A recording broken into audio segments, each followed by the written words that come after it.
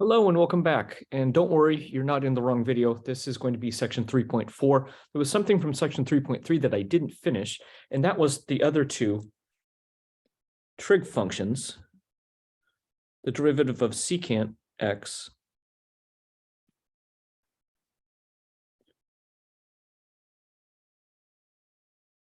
tangent x. And I'm going to show you where that comes from here in just a moment. And the derivative of cosecant x.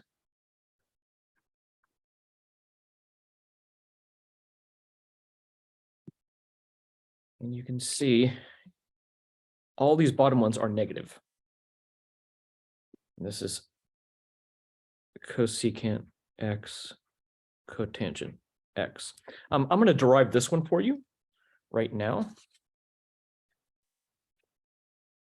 And here we go. So we're going to start with y equals secant x, which we know is 1 over cosine x, which I'm going to rewrite like this, and I want us to be really careful. This is not inverse cosine, okay? This is the reciprocal of cosine. Now, if I had the -1 here, then it would be inverse cosine, but this is not inverse cosine. This is the reciprocal. And I'm going to do chain rule. I'm going to bring the -1 down times cosine of x to the -2 power. Now we're going to learn chain rule today, and I'm going to take the derivative of the cosine, which we know is negative sine. And putting all this together, notice I have a negative times a negative, so that becomes a positive. This becomes the sine of x over the cosine squared of x. And I'm now going to break that up into 1 over cosine x times sine x over cosine x. And 1 over cosine x is secant x. And sine x over cosine x is tangent x. So that's where this one comes from. And for cosecant, it's a very similar process. You end up with an extra negative there. So now that we've wrapped that up, let's jump into our real lesson of section 3.4 using the chain rule. And my copy didn't come out as nice, so I had to handwrite mine in. But what I wanted to do anyway was do it on a blank piece of paper anyhow. So I'm going to write in the chain rule first.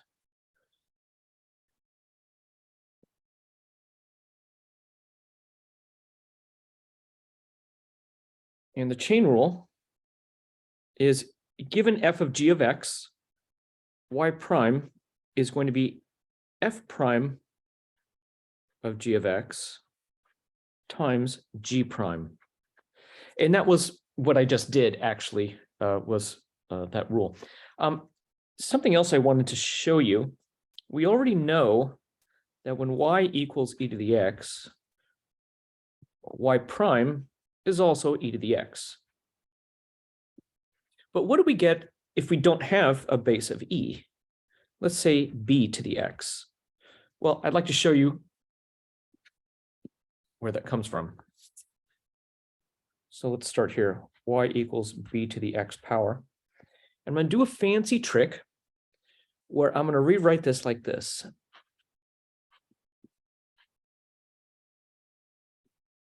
Like that. And notice that the ln and the e cancel each other out, and I'm back to here. But the reason I'm doing this is because I'm going to bring that x down using a log rule.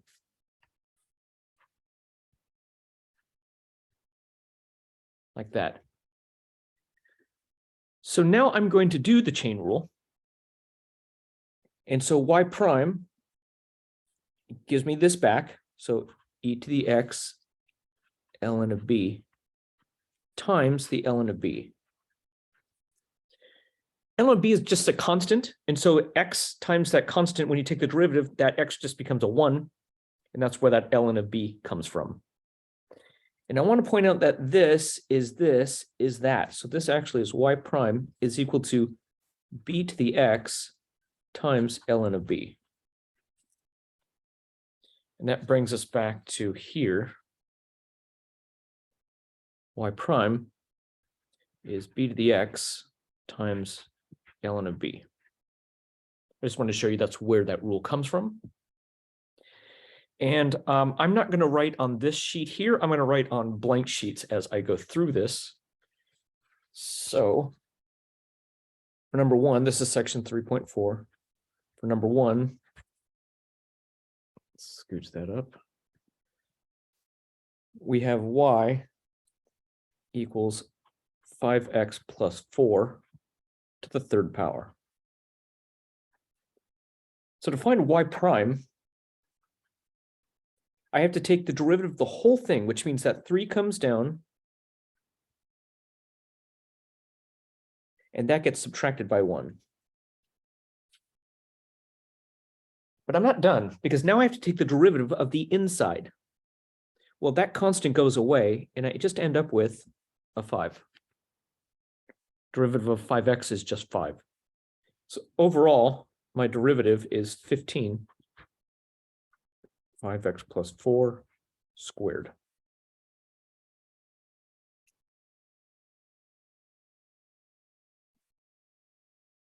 All right. Number 2.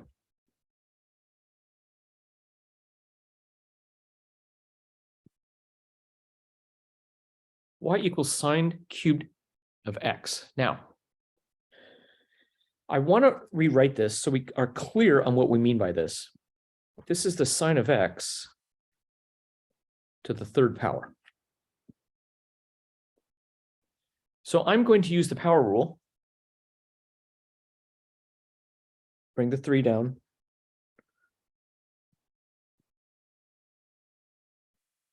But now I have to do the derivative of sine x.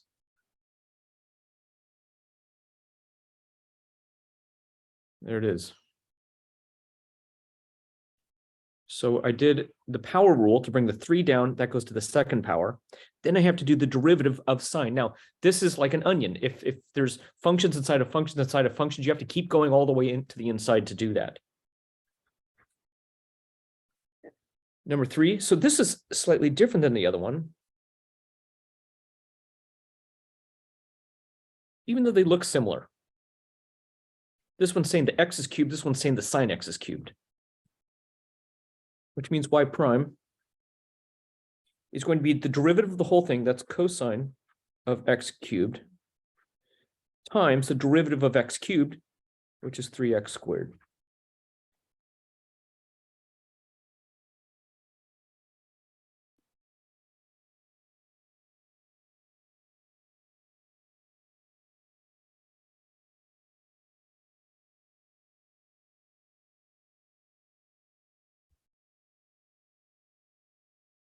Number 4. Y equals the square root of 5x squared plus 1. And I'm going to go ahead and rewrite that like this. If you remember, the square root is actually to the 1/2 power. So I'm going to do the power rule first. I'm going to get a 1/2 times 5x squared plus 1 to the 1/2 minus 1, which is a negative 1/2 power, times the derivative of the inside. Now, the 1 goes away because it's a constant, but the derivative of 5x squared becomes 10x. And I'm going to reduce that there. And this just becomes, a 5. This becomes a 5x over, now because it's a negative exponent, it comes down to the bottom, and it becomes the square root of 5x squared plus 1. A lot of algebra going on here. You could leave that to the 1/2 power if you wanted to. You didn't have to go to the radical. All right, number 5. This is one that I'm glad I'm using regular paper instead of trying to squeeze it onto this sheet here. Y equals 5x squared over 3x squared plus 2 cubed. This one's going to get messy. We're going to have to use quotient rule eventually. First, though, I'm going to go 3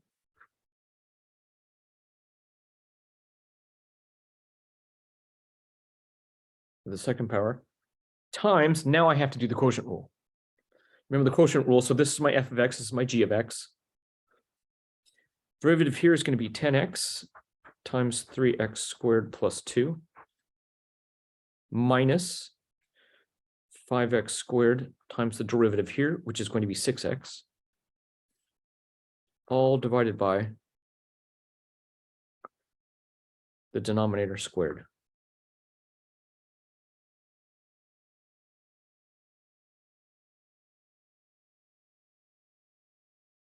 Okay, so let's clean this up a little.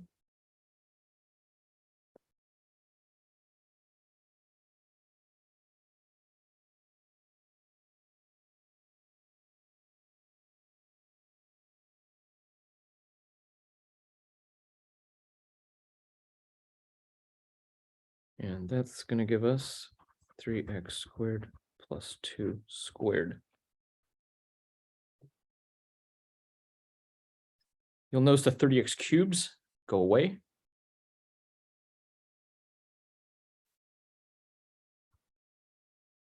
We end up with 3 times 5x squared over 3x squared plus 2 squared times 20x over 3x squared plus 2 squared. Okay, so this is going to get a little weird. I'm going to rewrite this. 3 times 20 is 60, so I'm just going to do that. So 60x times, now when I square this, I get 25x to the 4th.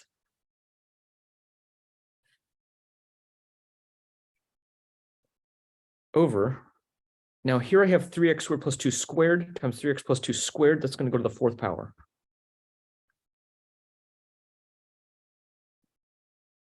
And combining all of it up, 60 times 25 is going to be 1500 x to the 5th over 3x squared plus 2 to the 4th. Like I said, this one is messy. You may need to go back through this video and kind of walk through it again. Ooh, that's a lot going on there. Let's move on to number 6.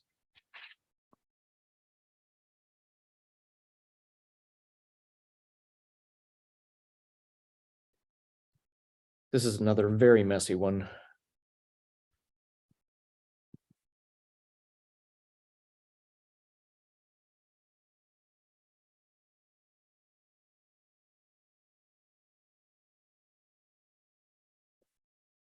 So clearly product rule is going to happen here. Here we go. Derivative of the first one is going to be 5 times 2x plus 1 to the 4th power times 2. Derivative of the inside is 2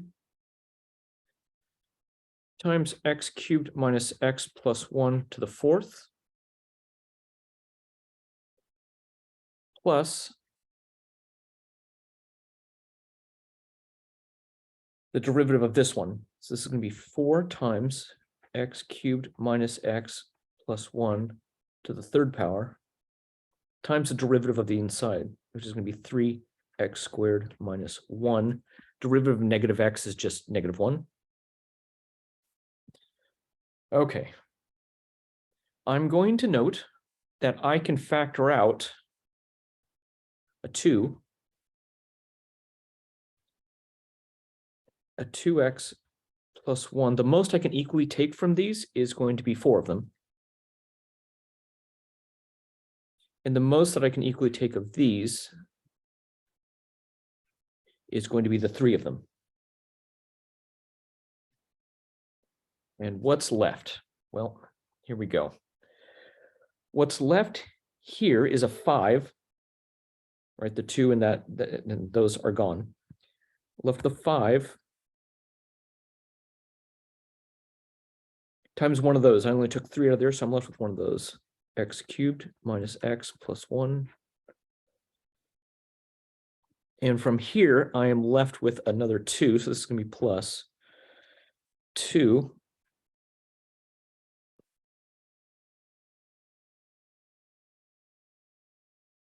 And let's see, all 3 of those are gone.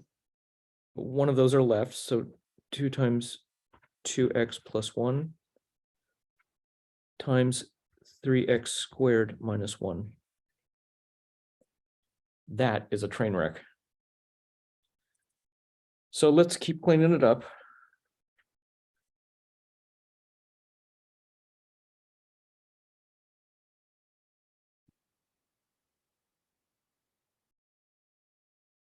Distribute the 5.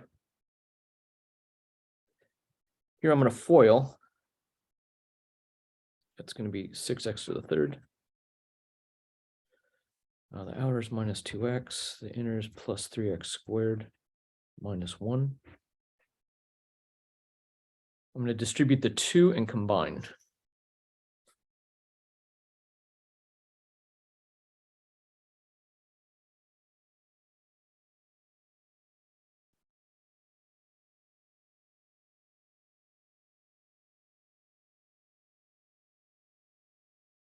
Distributing the 2 here.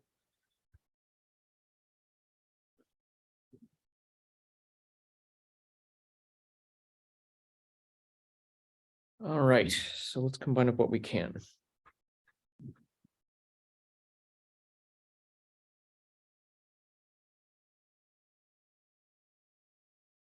All right, so we have 5x cubed plus 12x cubed. That's going to be 17x cubed.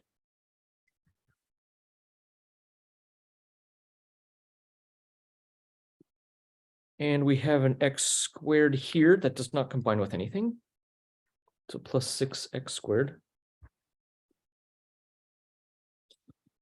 We have 2 x terms. So we have negative 5x minus 4x. That's going to be minus 9x. And then we have 5 minus 2, which is plus 3. And that is some crazy chain rule problem. All right, moving on.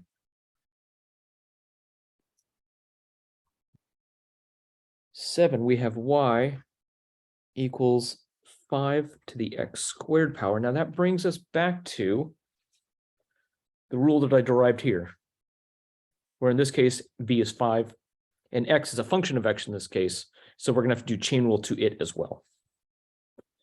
So y prime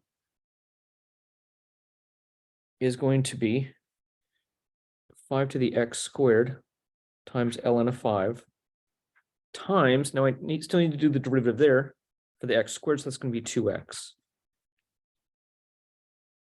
So y prime is 2x times 5 to the x squared times the natural log of 5.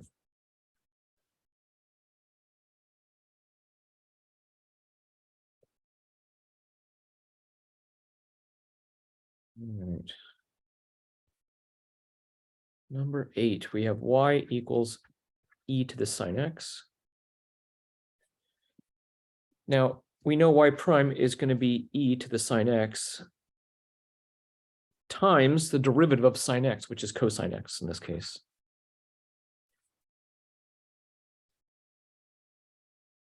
Now, let's say that this was x squared. Well, it would be exactly this plus another 2x. But as it is, we're going right there. And for number 9, this is going to be a little crazy, but not, it's going to be messy, but not super long.